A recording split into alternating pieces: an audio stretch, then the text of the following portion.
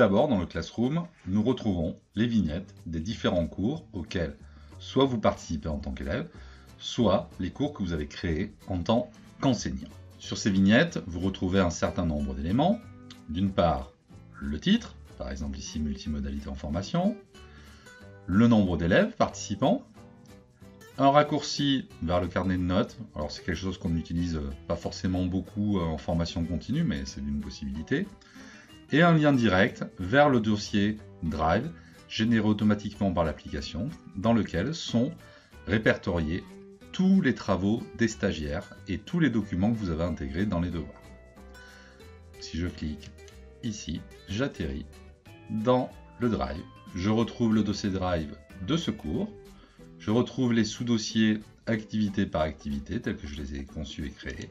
À l'intérieur, je retrouve les documents renseignés, remplis, les productions de tous les stagiaires. Un menu est accessible également via les 3 petits points en haut à droite de chaque vignette. Donc si je clique, nous avons dans ce menu différentes possibilités.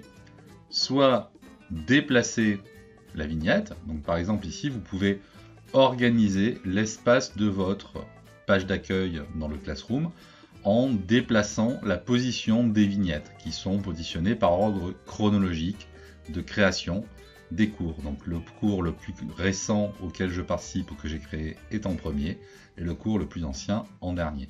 Si je souhaite utiliser le cours numérique en formation, que je souhaite le positionner en première position, je vais le déplacer et ici je vais le mettre au début. Voilà, il est replacé dans l'organisation. Donc c'est un petit gadget d'organisation de vos contenus. Ensuite, toujours sur ce cours numérique en formation, je peux modifier. Donc je clique sur modifier, ça me permet de modifier le titre du cours et la description que j'ai pu faire éventuellement. Je peux copier le cours, nous l'avons vu dans une vidéo précédente, et je peux archiver le cours.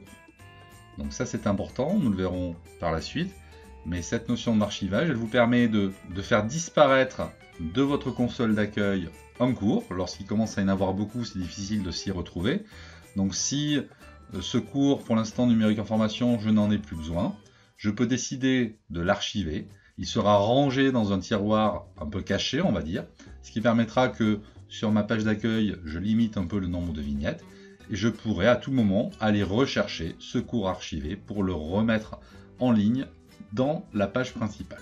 Donc vous cliquez sur archiver, on vous demande de confirmer, et directement, le cours disparaît de ma page d'accueil.